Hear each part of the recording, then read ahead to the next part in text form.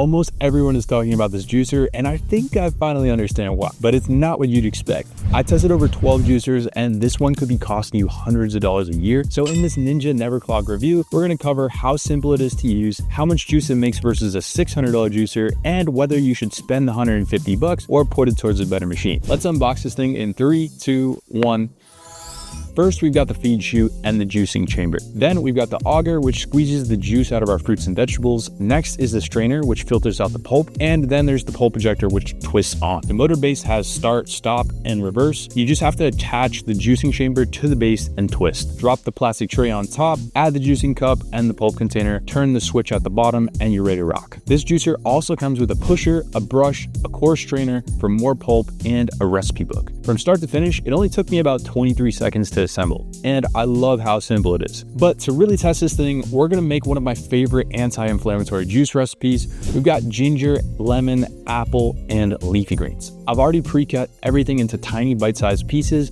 All that's left is to feed the machine the ingredients one by one. Okay, time to see what we got. As far as taste goes, it makes a pretty decent juice. And right off the bat, there are 3 things that can make this juicer worth the investment. The first is that it gets the job done. The second is that it's pretty easy to clean. Everything rinses off and the juicing screen is so small you can scrub it in 15 seconds. The third is probably the #1 reason why people buy this machine. Cold press juicers tend to be more expensive than centrifugal ones like Breville. That's because they spin slowly, which creates less heat and preserves more nutrients. So for a cold press juicer, this thing is pretty damn cheap. But there are 3 things every person needs to consider before buying the Ninja Never Clog. And if you ignore these, you might wind up wasting over $150. Now, juicers have evolved over the past 10 years, but this one really hasn't. See, the feed chute is pretty narrow, and the more I used it, the more impatient I grew with it. First, you're gonna have to slice all your produce into bite-sized pieces and then drop them in one by one. This feels like it can take forever and it could turn juicing into a hassle. The second con is an even bigger problem. I get it. You've seen Ninja everywhere. Maybe you love the brand and you have some other products made by them, but I'm not gonna lie, the parts on this thing feel cheap. After testing over 12 different machines from $100 to $700, there's a clear difference between a $150 machine and a $600 one. I don't think this one is built to last, and I'll show you what I mean by that later. Now, the third con has to do with this misleading name. This juicer is called the Ninja Never Clog. It's a pretty bold name to live up to, and so far, I haven't been able to clog it.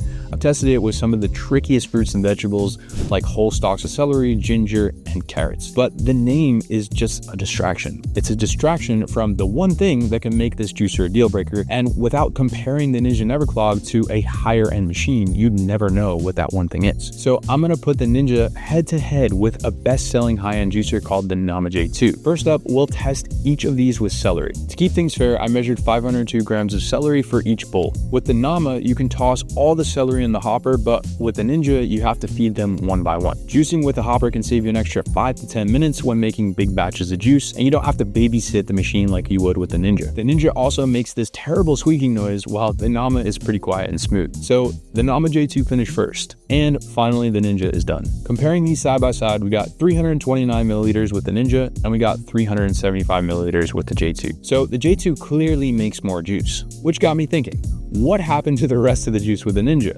Well, take a look at this. After squeezing the pulp out on the Ninja, it was absolutely soaked, and here's the squeeze test on the Nama. Now, no juicer is perfect, especially with celery, you're gonna get some drops, but we can clearly see you're wasting more juice with the Ninja. And when you take it apart, you can see just how much juice is going to waste. This is going to add up over a year or two and cost you hundreds of dollars in the long run on groceries. But is that a deal breaker for the Ninja, or can you get away with it while saving for a better machine? Well, I did some digging, and here's what I found. I checked reviews on Amazon for the Ninja Never Clog, and I saw an absurd amount of complaints. This woman broke hers twice, this person broke theirs after 2 months, and here's another one saying it broke after 7 months, and then her replacement only lasted after 2. I went on Chinese marketplaces like Alibaba and AliExpress and found almost identical machines for $30 a pop. So the quality is questionable at best, and the Ninja only has a 2-year limited warranty, while the Nama J2 has a 15-year warranty on the motor and the parts. That's going to be a huge difference between a budget machine and an expensive one. I've called Ninja before and they aren't exactly known for their best customer service. Meanwhile, I get comments like this all the time in my videos about Nama. The customer support is unreal, they replace the whole thing, no questions asked. If you only plan on juicing once every 1 to 2 weeks, then the Ninja is probably okay to get away with. But if you're someone who's serious about juicing and improving your overall health, my honest opinion would be to steer clear of cheap machines like the Ninja because they'll probably cost you more money in the long run. You'll spend hundreds on replacements when they break, you'll waste your money on groceries because they don't extract as much juice, and it's going to be harder to stick to juicing because of all the time you're wasting on chopping and feeding the ingredients one by one. So instead, click this video to get the full breakdown on the J2 to see if it's worth putting that $150 towards a better machine.